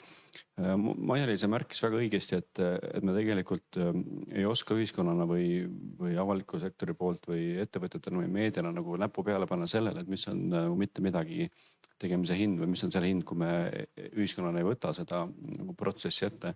Nii et ma hakkasin siin vahepeal nagu visualiseerima oma peas, et mis oleks, kui meil Postimehes selle asemel, seal veebis selle asemel, et on, ma ei tea, mis on täna, bensiini hind ja mis on täna kilovatt-tunni hind ja mis on täna Euribor ja mis on täna, ma ei tea, veetemperatuur Verevi järves, et seal võiks nagu olla kirjas, et mis on selle hind, kui me täna midagi ei tee, näiteks sinu vanama elueale või kui seda on raske arvutada, et mis on hind sinu isa ettevõttele, mis peab kogu kogukond üleval, et kui ta täna ei vaheta välja oma fossiilsetel kütustel põhinevad masinaparki, et kaua see ettevõte siis nagu üleval peab või mis sorti intressiga ta 5 aasta pärast pangast laenu saab. Et kui meil neid näidikuid ei ole nagu pidevalt nagu silme ees, siis peaks küsima, miks ei ole. Et tegelikult need näidikud ei ole keeruline kas või nagu näidetena nagu esile tuua. Ja kolmandana, ja see on natukene keerulisem kommentaar, aga siiski on ka vaja nagu ära õiendada, sest esialgne küsimus puudutas ambitsiooni, et enam-vähem sarnases ajajoones, kui on meil ühiskond tegelenud kliimakindla majanduse seadusega, tuli välja ka see majanduse kahekordistamise plaan. Ja olles ise eelnevalt väga pikalt olnud ametnik, ma panin tähele, et selles plaanis see tegevuste list, mis selle ambitsiooni ehk siis kahekordistame Eesti majanduse 10 aastaga, see eesmärk võib meeldida või mitte, lihtsalt nagu illustratsiooni mõttes. See tegevuste list, mis sellega kaasas, oli täpselt see sama tegevuste list, mis viimase 2-3 aasta jooksul viinud kahanemiseni. Ja siit tuleb mõelda veel 2 sammu edasi. Esiteks, et kui võtta endale selline ambitsioonikas eesmärk, siis nendele, kes peavad seda ellu viima, antud juhul ametnikud, peab andma ka voli valida hoopis teistsuguseid meetodid selle operatsionaliseerimiseks. Sellepärast, et kui sa nagu kujutad endale ette, et sa täpselt samade meetodika, mis sa oled seni rakendanud, pöörad nagu lennuki nina alt nagu üles, siis see lihtsalt ei juhtu. Ja selle tulemusena me peame ikkagi ühiskonnana nagu hoopis teisel ja kõrgemal tasemel suutma omavahel nagu debatti pidada, et mis sorti riske võimaldame ametnikel võtta, mis sorti riske me võtame ise ettevõtjatena. Ja seda sorti arutelu kultuurist ma väga loodan, et see on see koht, kus progressiivne liikumine aitab kõvasti kaasa, sellepärast et see karjub, see tühjus karjub sulle vastu, sellepärast et seda lihtsalt ei eksisteeri. Maia. Ma ütleks ka 2 asja, et esiteks ka IPCC viimases raportis esimest korda käsitletakse nõudluse poole meetmeid. Ja tegelikult arvutati välja, et olemasolevate tehnoloogiate kasutamisega on võimalik nõudluse vähendamise kaudu 40–70% heitmeid vähendada. Ehk et ei ole vaja tegelikult neid CCS ja asju, mida meil veel ei ole. Aga lihtsalt see nõudluse poole vähendamine on nüüd see asi, mis on see tüüpiline, et need asjad, mida poliitikud teavad, et on vaja teha, aga ei tea, kuidas peale nende tegemist tagasi valitud saada. Et seal tegelikult ongi need sellised väga keerulised küsimused, et selles mõttes tulles tagasi selle seaduse nime juurde, et mõnes mõttes ma arvan, et meil ei oleks vaja mitte kliimakindla majanduse seadust, aga meil oleks vaja palju suuremat arutelu üldse selle üle, mille tõttu meil kliimaseadust vaja on. Ja kliimaseadust on meil vaja majanduse tõttu. Sest nagu kliima- ja keskkonnakriisi on põhjustanud meie praegune majandussüsteem. Ja kui me nagu üritame siis parandada seda kuskilt nagu sealt kliima poole pealt, aga me ei tegele laiemalt kogu selle majanduse poolega, et ikkagi mis asi see on, mis seda kliima- ja keskkonnakriisi põhjustab, siis me natukene tegeleme selle peenhäälestamisega, on ju. Et kui me nagu me ei lahenda seda põhiprobleemi. Ma täiesti tunnistan, et Eestis ei ole võimalik, me oleme nii väiksed, meil hakata siin midagi alternatiivset tegema, aga lihtsalt, et kui me laiemas plaanis ei tunnista, et mis see elevant seal toas on, aitäh Rohetiiger, et nagu, et mis värvi, mis kujuga, mida ta sööb ja mis probleeme ta põhjustab, et siis me lihtsalt jäämegi natuke sellist vale probleemi lahendama. Aga see on ka nagu teema, noh, millest esimene osa lahendusest on see, et me hääldame probleemi välja. Ja siis me hakkame seda lõikama kotlettideks ja lahendama. Ja see probleem ongi väga suur ja see probleem ongi globaalne, on ju, et ja ma arvan, et see peaks olema väga oluline osa ka laiemalt nagu kogu sellisest rahvusvahelisest kliimapoliitikast, Euroopa kliimapoliitikast ja siis ka Eesti kliimapoliitikast. Aga lihtsalt nagu panna silmi kinni ja üritada nagu lahendada, ravida haigust ütlemata, mis haigust me ravime. Et ma arvan, et see nagu ei ole nagu väga edukas, et see on ikka nagu selline maohaavandi ravimine paratsetamooliga. Mul jäi meelde mõne kuu eest üks mingisuguse tööstusharuliidu väljaütlemine, et kliimaseadus ei tohiks kägistada majandust. Siis mul tekkis kohe pähe nagu mõttega, kes praegu keda kägistab. Ja seda enam nagu semantilises mõttes mulle tegelikult see nimemuutus nagu sobib, sest see adresseerib majandust. Paneb inimesed, kes enda arvates tegelevad majandusruumis, mõtlema sellele, okei, see on tegelikult minu asi ka. Et selles mõttes ma pigem olen nagu positiivses valguses kahte aspekti. Esiteks, et see nimi muutus ja teiseks seda, et nagu sa ka välja tõid, et kokkuvõttes seadusandja peab olema võimeline sellele alla kirjutama. Ja kui ta läheb nagu nii pendli nagu teise otsa, et kõigil hakkab jube hirmus ja jalg väriseb nagu jalgal, siis isegi kui ta väriseb põhjusega, siis ta ei hakka sellel hetkel kuhugi alla kirjutama. Et nagu ta on võrdlemisi pragmaatiline minu isikliku hinnangu järgi praegu. Suusu? Tahan ära õiendada selle nime asja ikkagi. Et no miks see minu arust nagu probleem on, et ma tahan selle selgeks teha, et oma vaatest, et probleem ongi minu arust selle puhul praegu see, et see muutus tehti niimoodi, et ei saadud aru, miks see muutus tehti ja seda nagu ei räägitud läbi ennem. Et see on tihti on sihuke asi selle taga, et lahkhelid ja asjad tekivad siis, kui ei räägita. Ma kohe annan sulle sõna, aga kuna sa siis Kertu Birgitile, aga kuna siin taaskord see nimi jälle välja tuli, siis ma ka nagu esimese asjana või esimese hooga nagu mõtlesin, et miks küll, et see on nagu selles mõttes lihtsalt ootamatult laual. Ja siis mõtlesin, et väga hea, et sellega me anname lõpuks Eesti majandusele ja ettevõtjatele nagu, kuidas öelda, nagu suunise, et vaat nüüd sina pead midagi päriselt tegema, eks ole. Nii. Ja siis see kommunikatsioon, mis on järgnenud, on tegelikult olnud pigem laadis, et me nüüd arvutasime välja me ei pea midagi tegema. Selle nii-öelda majanduse pealt ja see majandus peab toimima nii, nagu ta praegu toimib, väikeste muutustega, oluliselt väiksemate muutustega, kui me algul ütlesime, sest me juba ette ütleme neile, et te ju ei saa teistmoodi teha. Natuke nagu jääb nagu sellest kommunikatsioonist jääb selline mulje, et ma ei tea, et kui ma kuulen kogu aeg, et tegelikult just ettevõtjad eeskätt ja olid oodatud laua taha ja on jätkuvalt oodatud laua taha, siis minu küsimus on see, et kas ettevõtjatele öeldi, et tulge laua taha, aga tulge hästi ambitsioonikalt. Või öeldi nagu, et tulge lihtsalt sellega, mida te tahate ja mis teile mugav on.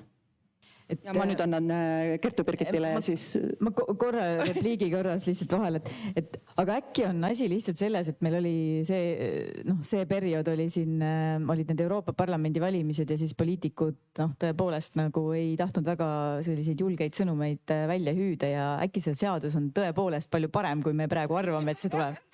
Äkki meil tuleb kuskil, ütleme pärast jaanipäeva näiteks, kui suvi on suur ja kõigil on palju vaba aeg, äkki meil tuleb siis eelnõu, me saame teada, kõik on juba hästi. See oleks nii tore.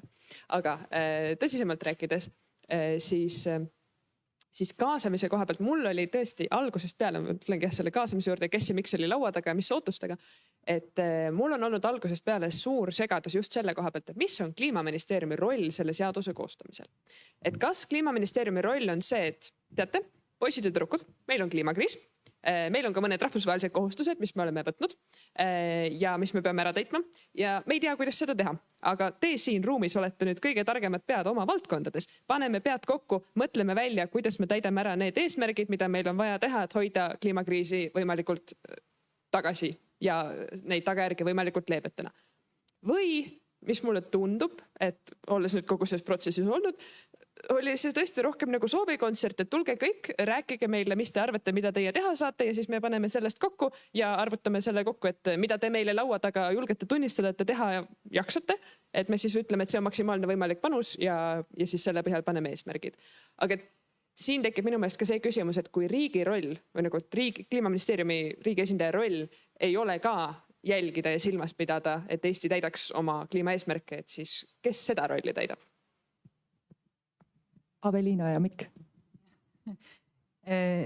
Ja et sellele vastuseks, et ei, Eesti ikka tegelikult täidab neid oma kliimaeesmärke küll ja nii nad paistavad, aga selle kaasamise koha pealt, et eks see ju ongi selles suhtes keerukas, et tõepoolest ma arvan, et see oli üks Eesti siin viimaste aastate kaasamise selline nii-öelda superpüüe tuua laua taha siis erinevaid valdkondi, erinevaid osapooli täpselt nõnda viisi, sellepärast need töörühmad saidki need suured, selgus, et sellistes suurtes töörühmades tõepoolest need, kelle huvid võib-olla on kõige suuremad, need on ka kõige häälekamad ja need pensionäride klubi ja siis see noorteühendus, noored olid küll või mitte ei saa nii öelda, aga et kes sul seal olid kõik? Nad olid lastelauas. Vaesed, jah, just, et nende hääl selle võrra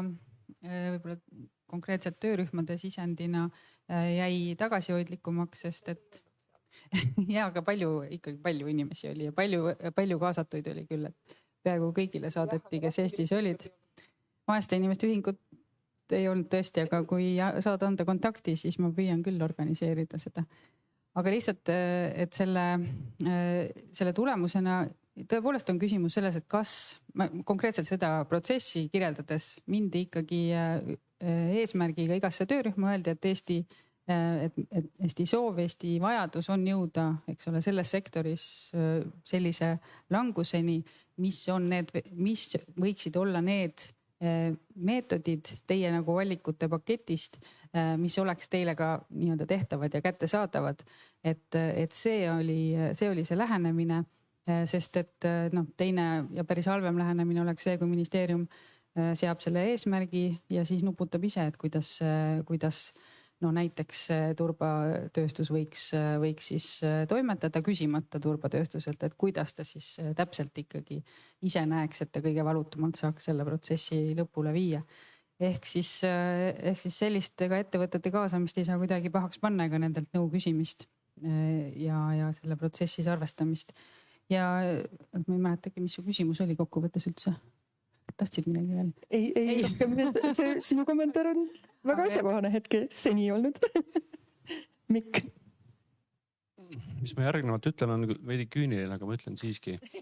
Kui ma vaatasin sügisel, kui see plaan sai avalikuks, et kuidas see kõik kuude kaupa hakkab lahti rulluma ja nägin, et on ette nähtud kaasamiseks töörühma meetod, 7 töörühma ja 10 tundi per töörühm, siis oli selge, et sealt ei saa mitte midagi tulla.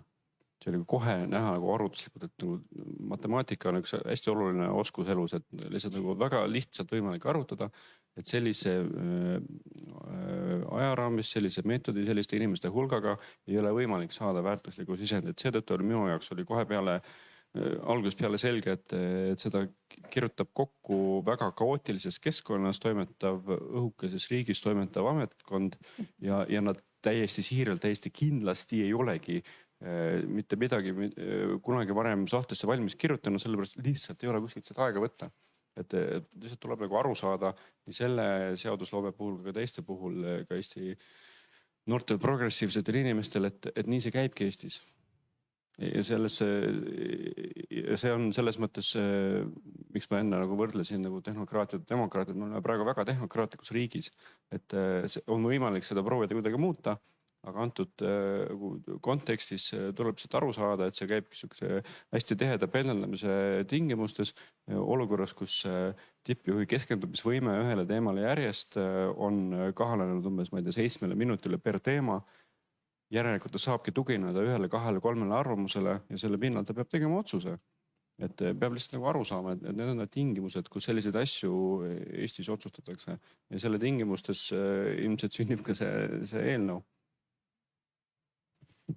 ja siia peaks just veel lisama selle, et needsamad inimesed, need ametnikud, nad ju täidavad teisi ülesandeid ka. Maia. Jah, aga ma ikkagi tooks selles mõttes välja, ma olen täiesti nõus, et ma selles mõttes ei tahaks olla siin väga kriitiline tõesti ministeeriumi suhtes, sest nagu selles kaose olukorras nagu üldse ellu jääda, et ma annaks, ma ei tea, klaasipiima, kaerapiima või lehmapiima vastavalt soovile nagu kõigile, kes on sellest asjast elusalt välja tulnud. Aga ma arvangi, et selles mõttes siin võiks nagu sellele protsessile selles mõttes ikkagi nagu otsa vaadata, et tõesti, ma olen hästi nõus, et see on üks hästi oluline seadus. Ja ma arvangi, et sellest nüüd ikkagi mingil määral peaks nüüd olema selline ka võimalus nagu sellest siis ausalt ja realistlikult rääkida, kuidas meil on läinud ja et millised õppetunnid me sellest kaasa võtame. Sest ma arvangi, et see näiteks seesama kaasamise probleem, et ma arvan, me võime siin ära vahetada nime kliimaseadus mõne siseministeeriumi, justiitsministeeriumi, sotsiaalministeeriumi, mõne muu seaduse vastu ja tegelikult need kaasamise probleemid on tihtipeale samad, on ju. Et seesama küsimus, Aveliina, et teile ei saagi pahaks panna, et te ei kutsunud MTÜ-d vaesed inimesed, sest MTÜ-d vaesed inimesed ei ole olemas. Aga nüüd on nagu riigil vaja vaadata otsa iseendale ja mõelda, et kuidas me oleme siis sellises ühiskonnas, kus väga suure osa, kui me teame, mis meil on absoluutse vaesuse ja suhtelise vaesuse määr, kus nii suure osa inimeste hääl on esindamata. Ja see ei ole kivi mitte kliimaministeeriumi kapsaaeda, on ju, sellepärast, et see on ühe teise ministeeriumi vastutusala.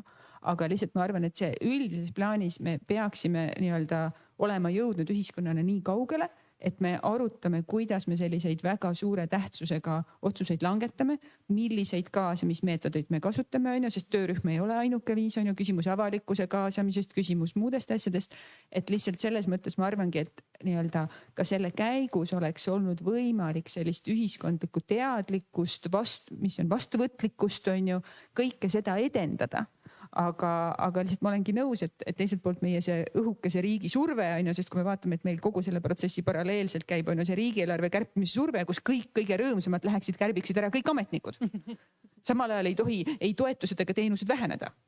Sest on ju, et see küsimus ikkagi sellest, et me nagu, et see kliimaseaduse protsess on toimunud mingis kontekstis, see kontekst on see riik ja see viis, kuidas me otsuseid teeme selles ajahetkes ja need muu seal ümber. Aga lihtsalt, et ütleme nii, et ei tahaks nagu nüüd seda head õppetundi lasta nagu selles mõttes raisku minna ja ei tahaks, et me ei saa nagu ausalt öelda tagasivaates, et kuidas läks. Et alati palju tööd ei tähenda, et tuli väga hästi välja. Et vahel võimegi ausalt öelda, et oli hästi palju tööd, aga edaspidi võib-olla võiks sarnase asjad natuke lihtsalt. Ma kohe annan sulle, aga ma igaks juhuks tuletan saalile meelde ka, et te saate ka küsimusi küsida. Meil see aeg siin lippab käest ja meil jääb siin, ma ei tea, suur osa arutamata tegelikult. Aga mõelge oma küsimustele ka, et äkki mõnel ikkagi kripeldab ja siis ma annan nüüd sulle, Aveliina. Jah, ma vaatan, et ma olen siin võtnud selle apologeedi rolli, aga ilmselt ju põhjusega, sest et ma ise tõepoolest olen seda seadust näinud ja isegi lugenud. Aga ma tahan ju öelda seda, et ega see kaasamisprotsess ei ole läbi, ega teadus pole valmis. Praegu see loomeprotsess on ju selline, et valmib esialgne versioon, mille ministeerium pakub välja, mis nüüd läheb avalikule arutelule. Ta jääb küll suveperioodi kõigile lõkkeäärde ja sääskede vahele lugeda, aga sellest tegelikult ühiskondlik diskussioon selle üle, ma ei saa öelda, et ta alles algab, aga ta kindlasti nagu detailides ikkagi käivitub, et seni on see kontseptsionaalne arutelu olnud, ta on põhimõtteline ja seal töörühmades siis nii-öelda täpsemalt vormuv, aga see, et kuidas nüüd, millised tagasisidet tulevad veel lisaks nendelt, kellel võib-olla seal laua taga see hääl ei tulnud nii hästi välja. See protsess on ju alles ees ja ka Riigikogus see protsess, kui kaua seda arutatakse terve sügise, tõenäoliselt talveni, võib-olla ka kevadeni, on ju ka alles ees, et selles suhtes siin aega seda nuputada on. see ei ole otseselt tõesti kliimaseadusesse niivõrd puutuv, kuivõrd üldse seadus aruteludesse puutuv Eestis, aga mul nii kripeldab, et ma pean nagu sellest rääkima, et kuna nendest vaestest inimestest on siin ikkagi korduvalt juba juttu olnud, siis no kuidas nüüd öelda, no see Eesti kaasamise õnnetus tõepoolest on sellise veidi nagu sellise neoliberaalse ja väikese õhukese riigi ettekujutus sellest, kuidas inimesed peavad olema nii tublid, targad, neil peab olema aega varutud selleks, et riik nendega arvestaks. Aga tegelikkuses, noh, ma ei tea, võib-olla ma siis olen kuidagi nagu eriti võõrandunud inimene riigi suhtes, aga noh, minu ootus riigile on tegelikult näiteks see, et kõigepealt riik arvutab välja, näiteks ta ütles, et ta arvutas välja, eks ole, selle ambitsioonikuse, mis on võimalik täita. Ja siis ta arvutab siin kõrval ka välja, et noh, et kui me nüüd nagu, noh, meie emissioonid on sellised, globaalselt on need sellised, siis vaata, sinule vaene inimene on mõju selline. Sinule selles eas olev inimene on mõju selline, stsenaariumid on sellised. Nii, mis sa sellest arvad? Sest nagu vabandustega, me ei ole näinud neid arvutusi, on ju, inimestena. Ja ma arvan, et me isegi ei pea olema võimelised neid ise kordama ja läbi arvutama. Et see, mida me tahame kuulda, on see, et mis need mõjud sulle on.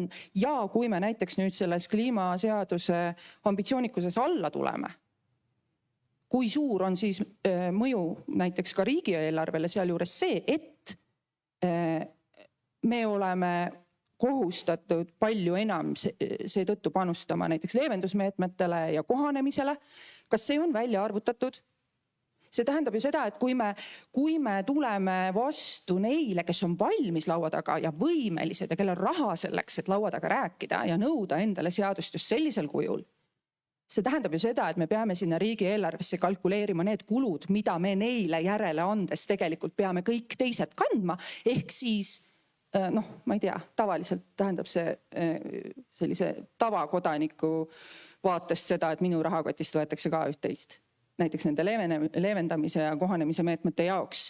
Ja see on midagi, mida ma tegelikult oleksin tahtnud kuulda seni ja tahaks kuulda ka, ütleme, sellel suveperioodil arvutatavat ja räägitavat. Siis kui seda tutvustati siin, millal see oli 6 aega tagasi umbes, siis mul tekkisid täpselt samad küsimused, et just selles kontekstis, et ka mulle jäi mulje sellest, et me oleme nagu selle seadusega loobumas sellest 1,5 kraadi eesmärgist. Ja siis ka mina tahaksin näha kodanikuna, et mida see siis tähendab, et mida see tähendab põllumajandussektorile ja mida see tähendab mulle kui kodanikule, et kui see soojenemine on nii palju ja nii edasi, et millised on need erinevad stsenaariumid. Aga ma saan aru, et need ei ole nagu veel töös. Ma võin rääkida, mida mulle Kliimaministeeriumis sellest umbes 6 aega tagasi räägiti. Oli üks kohtumine, kus põhimõtteliselt kohtumise sisuks oli noored kohtuvad kliimaosakonnaga ja saavad teada, kuidas tehakse kliimaseadust ja saavad öelda, mis nad arvavad. Ja siis me küsisime tõesti selle kohta, et kliimaseaduse meetmetele ilmselgelt tuleb teha mõjuanalüüsid, et teada saada, mida turbotööstusele, ma ei tea, turbotööstuse varasem sulgemine, põlevkivitööstuse lõpetamine, igasugused muud meetmed, et mida nad toovad inimestele kaasa, mida head, mida halba. Aga selle kõrval on ju vaja analüüsida seda ka, et kui me just nimelt kõik selle tegemata jätame, kütame kliimat edasi, siis mida see meile kõigele kaasa toob? Vastus, mille me ka Kliimaministeeriumilt kirjalikult saime, on see, et tõesti, see on tähtis arvutus, seda tõesti oleks vaja teha. Ei, me ei ole seda praegu tegemas. Ei, me ei plaani selleks hanget, meil ei ole selleks plaani, millal seda teha, sest põhimõtteliselt see on liiga keeruline ja kallis. Ja see tähendab, et meie avalik arutelu saab olla äärmiselt kiivas just selle poole, et meil on just nagu vale võrdlus, et meil on eelduseks, et kas meie praegune business as usual elustiil saab jätkuda või me peame tegema tüütud rohepööret ja kliimaseadust ellu viima. Aga et meil ei ole kõrval seda tegelikku realistlikku alternatiivi, mis on kliimakaoses ellu jääda püüdmine. Et see on üks asi. Ja teine asi on ka see, et kui me paneme ju näiteks endale kliimaeesmärgid, mis ei põhine süsiniku eelarvel, mis põhinevad täpselt sellele, et mida näiteks töörühmades öeldi, et mida töörühmade liikmed arvavad, et Eestis saaks teha kliimamuutuste leevendamiseks. Et siis meil näiteks on olemas Euroopa Inimõiguste Kohtu lahend, mis heitis Šveitsile muuhulgas ette seda, et Šveitsi eesmärgid ei põhinenud süsinikueelarvel. Šveits ka ei olnud oma, põhimõtteliselt ütleme, utreeritult laest võetud eesmärke ei olnud ka neid täitmas. Ja siis selle põhjal Euroopa Inimõiguste Kohus leidis, et Šveits rikub Euroopa Inimõiguste konventsiooni ja ei tee piisavalt oma inimeste kaitseks kliimamuutuste eest ja peab tegema palju rohkem. Et kui me teeme Eestis sellise seaduse, millel on need samad vead, mis näiteks olid Šveitsi kliimapoliitikal, et mis me siis edasi teeme, et kas me laseme Euroopa Inimõiguste Kohtul öelda, et see seadus on ebapiisav, tehke uus ja oleme jälle tagasi umbes seal, kus me olime eelmisel aastal, või äkki teeks kohe paremini, õpiks Šveitsi käest, hoiaks kõigi raha kokku ja keegi ei peaks kohtusse minema ja üldse tore oleks. Kliimamuutuseid saaks ka leevendada. Olles nüüd jälle ainus, kes on seda seadust lugenud.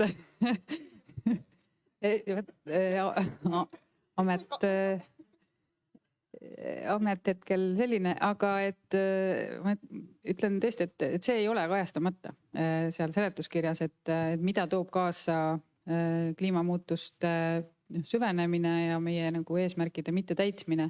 Aga nagu siin korduvalt on välja toodud, siis Eesti riik ja ka meie riigi sisene teaduslik võimekus selliseid analüüsi teha on tegelikult napp ja sellist arvutust ei suudeta teha ka ei globaalselt, ei üle-euroopaliselt kuigi suures detailsusastmes. Me saame ennustada, me saame projekteerida, et jah, põllumajandusele need, mida me oleme juba näinud, näiteks 2018, eks ole, teraviljasaagikus langes laks 40%. Me võime projekteerida, et see on tõenäolisemalt sündimas iga paari aasta tagant, võib-olla sarnased kaosed, mida see kaasa toob. Aga ja nii edasi või siis kuumasurmad või õhusaastest, eks ole, põhjustatud surmad, neid kõiki saab kajastada, aga nad on ikkagi, eks peame leppima sellega, et nad on ikkagi selles mõttes puudulikud, et meil lihtsalt neid andmeid ei ole. Me saame projekteerida tulevikku ja see jääb tegelikult kommunikatsiooni valdkonda inimestele teha selgeks, et sellel kõigel on hind, sest et midagi saab välja tuua ja see on seal seaduses välja toodud, õigemini seaduse seletuskirjas, mida toob meile kaasa see, kui me neid eesmärke ei täida, aga suure tõenäosusega, aga teha Eesti-siseseid arvutusi jälle lükkaks meie seaduse valmimise tõenäoliselt 3 aastat edasi, sest et ja peaks leidma päris palju vahendeid selleks, et seda teha. Nii et päris palju on siin läinud diskussiooni sellele, et kommunikatsioon on olnud halb. Et kas seadus, nüüd ongi küsimus, kas seadus on halb või siis selle kommunikatsioon ei ole ootustele vastanud. Et ei ole toodud välja neid õigeid aspekte, mida on tahetud kuulda. Ja siin võib alati öelda, et saaks paremini, et saaks rõhuda inimestele ja peabki rõhuma seda, kui tähtis on nende eesmärkide täitmine, kui tähtis on see, et meil on ambitsioonikas kliimaseadus, kui tähtis on see, et osad valdkonnad Eestis nagu kujunevadki ümber ja adresseerivad seda või kui tähtis on käitumuslik muutus, et need kõik, seda sõnumit saab tugevamalt anda, seda peab tugevamalt andma. Aga see, et kui seda ei ole suudetud niivõrd hästi edasi anda, ei tähenda seda, et ilmtingimata seadus ise on kehva. Et mina arvan, et tegelikult on see seadus päris hea. Kusjuures võrreldes päris mitme teise suure ühiskondliku projektiga, minu arvates on see kommunikatsioon olnud võrdlemisi läbipaistev ikkagi. Näiteks minul on võimalik välja arvutada, et mis on kaasamise tegevused, nendele kuluv aeg ja siis tõenäoliselt nende nagu tegelik sisu, et nagu esimesest päevast peale minu oleks nagu teada olnud, mida sealt oodata ja mida mitte. Et selles mõttes pigem on see protsess on keskmisega Eestis vähemalt võrreldes nagu võrdlemisi läbipaistev. Aga mis puutub andmetesse ja nende kättesaadavusse ja analüüsidesse, et ma tahaks öelda, et see ei ole nagu kuidagi koht, kus peaks ainult riigile otsa vaatama, et andmed või nende puudumine ei ole nagu riigi monopol. Et siin on sama hästi tegelikult ju ka minna mingisuguse löökrühmaga ise teadlaste ja uurimisasutuste juurde ja panna see analüüs kokku ja mitte, et ma endale nüüd saaks selle juures nagu loorbered pähe riputada, mina ei ole ühegi rohetiigri teekaardi teekaardi loomise juures olnud. Aga see on täpselt sellise iseloomuga tegevus, et ettevõtted, kes selle valdkonna tuleviku eest hoolivad, need on näiteks Eesti suuruse juures, ma ei tea, 50-70 näiteks transpordiettevõtted või ehitusettevõtted tulevad kokku ja otsustavad ise ära, kuidas me liigume niimoodi, et sotsiaalmajanduslikud mõjud oleks arvestatud ja ettevõtete nagu investeerimisplaane oleks võimalik teha, et me ka konkurentidena lepime kokku, kuidas me nagu parema tuleviku poole liigume, et point lühidalt võttes on nagu selles, et ärme vaata kogu aeg selles küsimuses ainult riigi otsa, et ettevõtete endi ja kogukondade otsa peaks ka nagu vaatama, et kindlasti tuleb kõigile seada suuremaid ootusi, mitte ainult Kliimaministeeriumile. Maia. Ma lihtsalt tahaks öelda, et ma ikka pean nüüd tunnistama siis, et nüüd on nagu minu meelest siis meie poolest kommunikatsiooniprobleem, et kui tundub, et on kõlama jäänud see, et meie arvates oli ainult kommunikatsiooniprobleem, et ei, et meie meelest on ikka päris suur sisuline probleem ka. Et noh, kui ikka põlevkiviõlisektori heitmed kasvavad 40% aastani 2030, et noh, ma tuletaks meelde, et põlevkivi on umbes nagu kivisüsi, nagu maailma fossiilkütuse liigituses ja me õudselt armastame näidata näpuga, aga Hiina ehitab uusi söeelektrijaamu. Aga et mis see meie vabandus on? Me oleme SKP-lt maailmas umbes 33. kohal. Me saame 1 miljard eurot igal aastal Euroopa Liidust arenguabi. Ja me ütleme, et me ei suuda vähendada heitmeid nüüd veel 7 aastat. Aga kes siis suudab? Ja meie ütleme, et me 1,5 kraadi eelarve sisse ei mahu, me 2 kraadi eelarve sisse ka tegelikult ei mahu. Isegi kui meile kui me ei võta isegi seda proportsionaalset eelarvet, vaid me on tellitud analüüs, mis suutis arvutada Eestile proportsionaalsest isegi suurema eelarve. Me ei räägi üldse sellest, et Eesti heitmed on olnud 2-3 korda maailma keskmisest kõrgemad siiamaani. Ehk et kui me räägime suure Peetri, väikse Peetri loost, siis noh, meie oleme suur Peeter, kelle kott on ammu tühi. Aga me nagu ütleme endiselt, et me oleme väiksed ja vaesed ja me ei suuda midagi teha. Et noh, minu küsimus on see, et kui me ei suuda midagi teha, siis kes need on, kes suudavad midagi teha? Ja tulles tagasi on ju selle sama IPCC juurde, siis noh, meil on ikkagi IPCC see väike probleem, et IPCC mudelid ei ole kooskõlas Pariisi lepinguga, sest need lähtuvad kulutõhususest ja see 1,5 kraadi stsenaariumid sõltuvad suures osas sellest, et tuleb kinni panna süsi ja lõpetada metsaraadamine. Süsi on kasutusel arengumaades, metsaraadamine toimub arengumaades ehk praegu on IPCC juhuslikult täiesti neutraalselt ja väärtuste vabalt lähtudes eelduses jõudnud mudeliteni, kus esimesena peavad kõige rohkem heitmeid vähendama arengumaad, mis ei ole kooskõlas Pariisi lepinguga, millele me oleme alla kirjutanud. Et see on jälle see ebameeldiv lugu, kus selgub, et toredad fotovõimalused Barack Obamaga ikkagi ei ole ainult fotovõimalused Barack Obamaga, vaid need allkirjad on siduvad ja päriselt tuleb midagi teha, isegi kui see meile ei meeldi ja see on ebamugav. Ja kallis. Ja see kallis ongi see, et noh, ütleme millega võrreldes, et kui meil on praegu arutelu, et nagu mis on vabaduse hind ja kas 1,6 miljardit laskemoonaks, siis miks meil ei ole samasugust arutelu, mis on ellujäämise hind? Et nagu see ellujäämise hind võib olla veel nagu kallim, et nagu see küsimus just sellest, et kui sa pead igal aastal välja vahetama oma kasvuhooneklaasid ja rahe tõttu ja sul nagu pool toitu on põllult puder, mida ei saa süüa, siis sellel on hind. Et põllumajandus on ainult 3% SKP-st, aga see on nagu see osa, mida IT-ga ei asenda. Suusu. Praeguses vestluses sai ka jällegi väga selgeks mulle see, et mis meil nagu puudu on jälle.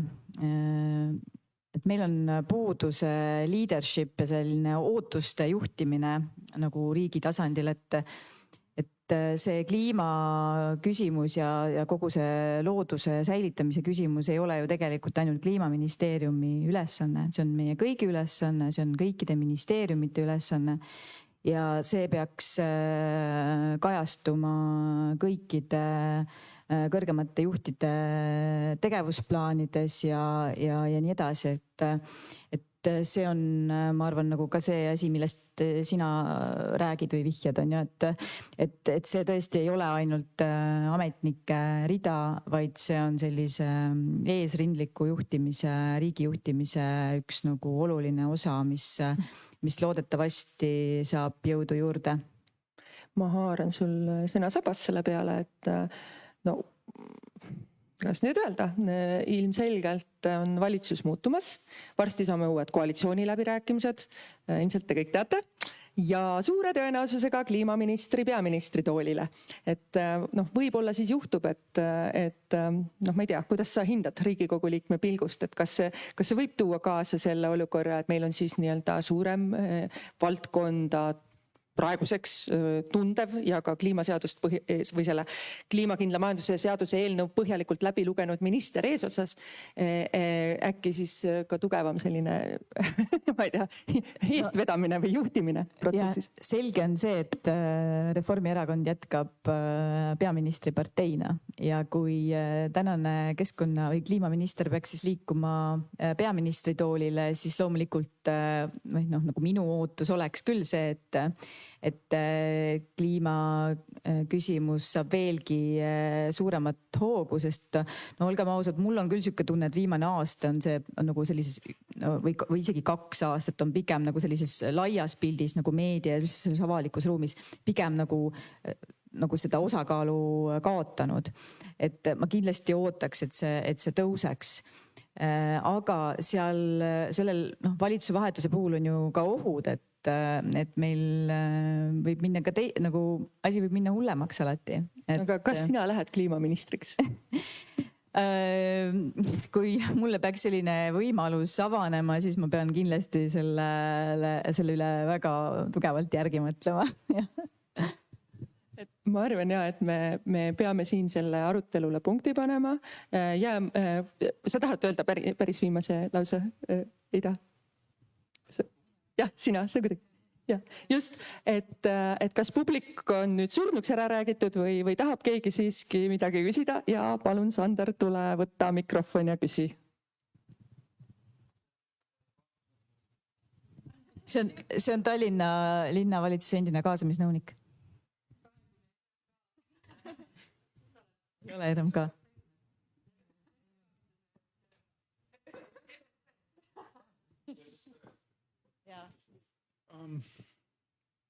Nende arutelude käigus tekkis selline mõte. Tegelikult mul on 2 küsimust, aga ma küsin enne mitte energeetika küsimuse ära. Sest nagunii kõik Eestis on täiesti krooniline, et kõik kliimateemad lähevad alati kohe energeetikasse. Seega lähme teise kõige populaarsema juurde, turvas.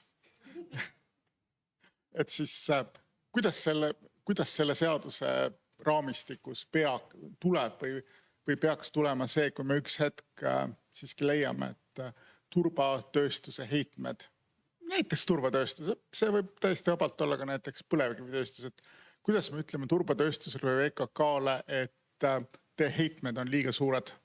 Te peate need vähendama nüüd järgmise 5 aasta jooksul 50%.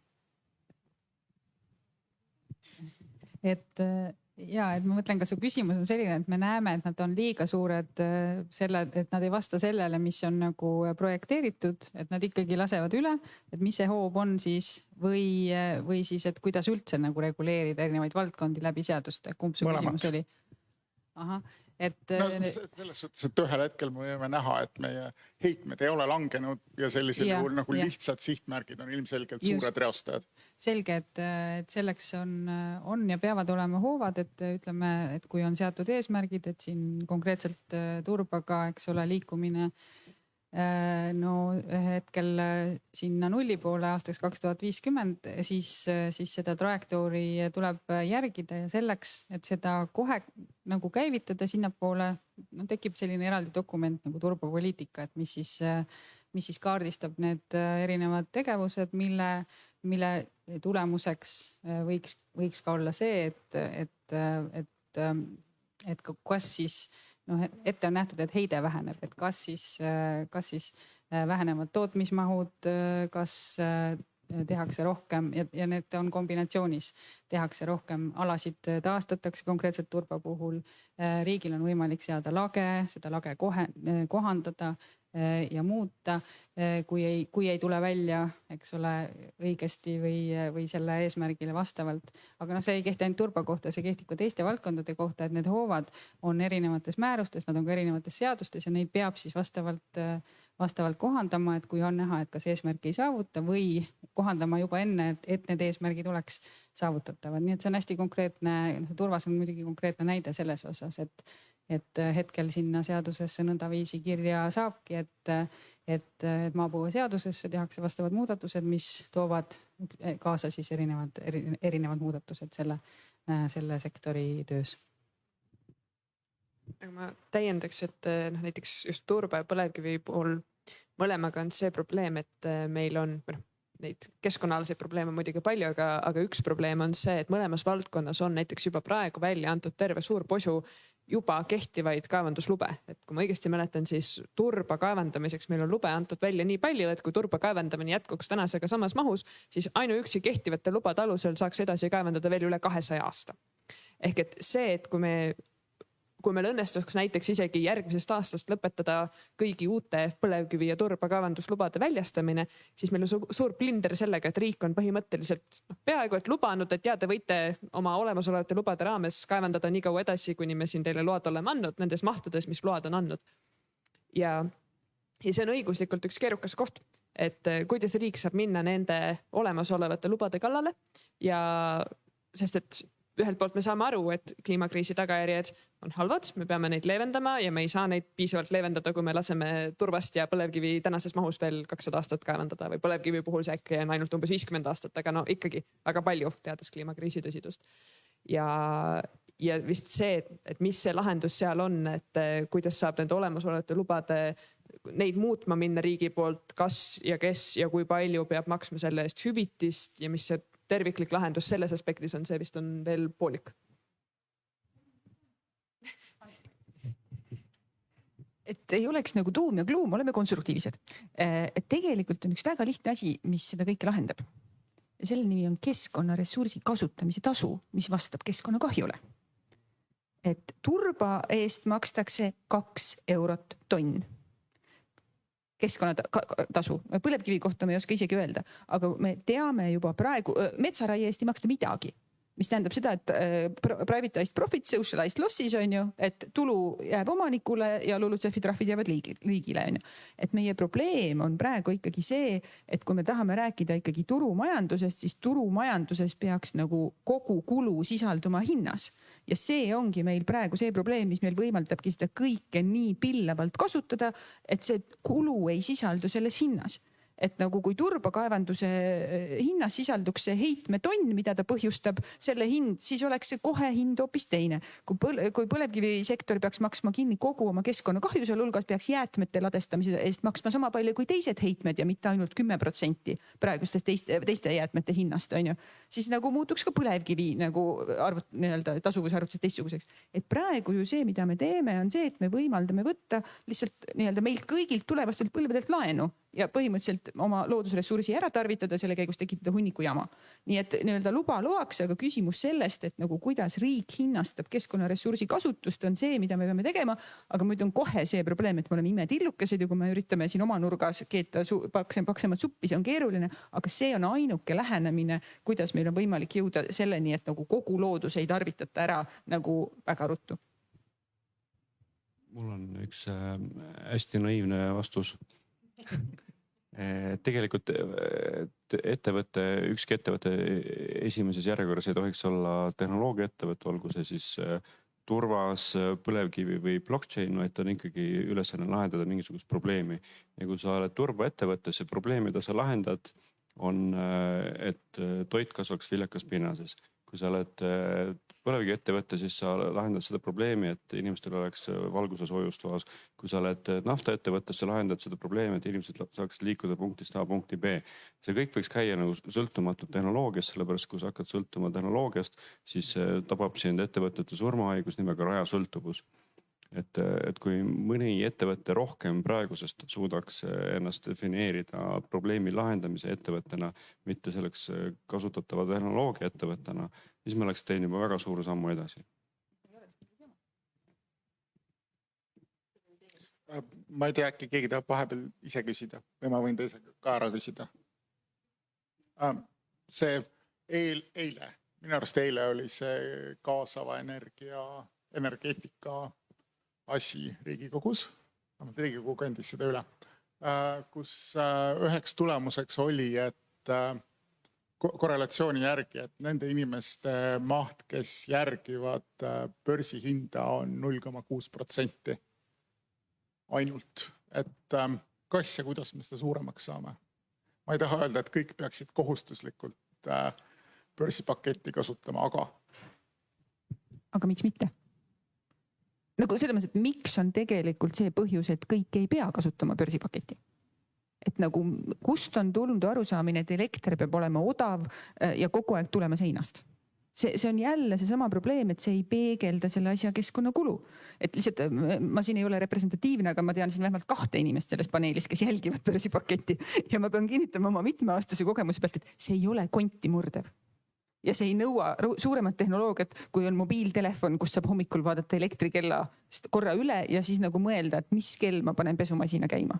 Et nagu ütleme tavakorteris ikkagi see ressursikulu on nagu üsna väike ja seal sees nagu seda natukene nagu ajastada, see tegelikult ei ole väga keeruline. Ja lihtsalt see küsimus ongi see, et miks me seda ju ei tee, on see, et see on nii odav. Et see on sarnane probleem nagu toidu raiskamisega. Sa ei saa toidu raiskamist väheldada senikaua, kui toit on nii odav. Sest lihtsalt nagu, mis ei maksa, seda inimene ei hinda. Nii, järjest siit edasi. Selles mõttes see on huvitav teema ja, et mul on niisugune tunne, et mul praegu nagu andmeid muidugi ei ole, aga mul on selline tunne, et inimesed, üksikindiviidid nagu energiatarbijatena pigem vaatavad neid kulusid rohkem, aga võib-olla nagu probleem on seal, et need suurtarbijad, et neil on veel keeruline oma tarbimist juhtida siis vastavalt energiahinnale, aga ma saan aru, et me tegelikult oleme liikumas sinnapoole päris kiiresti nende erinevate salvestustehnoloogiatega, et kus meil on nagu võimalik seda energiat siis salvestada siis, kui ta on soodsam ja kasutada seda siis, kui on vaja. Ma usun, et see on üks lihtsamaid asju, mis lähiaastatel kindlasti laheneb, sest et selleks on üsna, ma saan aru, juba arendamisel ja juba käimas ka päris lahedaid vidinaid, et inimestel aidata neid valikuid teha, et juhtidagi oma soojuspumpa pesumasinat õigesse hetke ja tööstustes samamoodi, et ka tööstustele on tekkimas neid lahendusi, et ma ei ole eriti nagu tehnoloogia usku pole, aga siin küll nagu see tehnoloogia kindlasti appi tuleb, et see laheneb kindlasti lihtsasti, aga muidugi kõrge hind kindlasti soosib neid valikuid, see on tõsi, aga kumb see nüüd nagu see eesmärk peaks olema, et kas kõrge hinnaga ilmtingimata kokkuhoiu soodustamine või kokkuhoiu kui iseenesestmõistetava sellise aspekti rõhutamine, et seda saab siis arutada. Ja minu meelest see küsimus, ma arvan, see sai sisuliselt vastatud, aga ma tahan seda natuke laiemaks sikutada, et see tõesti tõstatab ju selle küsimuse laiemalt, et kui me räägime just eelkõige tööstusest ja sellest, et kuidas meie majandus toimib, siis me oleme suhteliselt lühikese aja jooksul, umbes, ma ei tea, 150-200 aasta jooksul ära harjunud sellega täpselt, et elektrit või üldse energiat on meil kasutada stabiilselt kogu aeg meile meelepärases koguses ja põhimõtteliselt ikkagi üsna hästi kättesaadava hinnaga.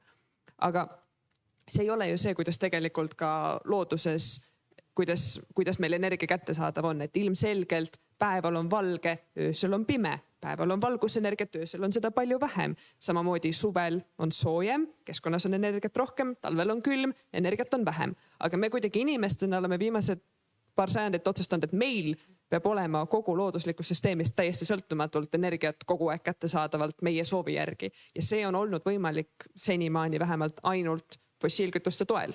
Enne fossiilkütuste kasutuselevõttu see ei olnud võimalik. Praegu liikudes üle taastuvenergiale meie salvestusvõimekus ei ole hetkel veel nii suur, et me saaksime katta kõik need energia puuduoleku ja üleoleku kohad ära, nii et meil oleks jätkuvalt stabiilne energia kättesaadavus kogu aeg. Ehk et ilmselt see aeg võibki olla meil ka läbi saamas ja me võimegi olla selle lävel, et me peamegi kohanema täpselt sellega, et näiteks talvel on külm, energiat on vähem kätte saada. Kas me saame kujutada ette, alustuseks harjutuse mõttes, kujutada ette sellist majandusmudelit, mis töötabki rohkem selle põhjal, et suvel teeme rohkem, talvel teeme vähem. Ja mis siis saab ja mida see meie ühiskonnale kaasa toob? Ja see on kohutavalt radikaalne pakkumine, ma tean. juba hirmus, aga püsige minuga, sest et see on progressiivne liikumine ja ma tunnen siin, et see on see, kui on üks koht Eestis, kus seda pakkumist saab teha peale Tasaarengu Eesti MTÜ, siis ma arvan, et see on see teine koht.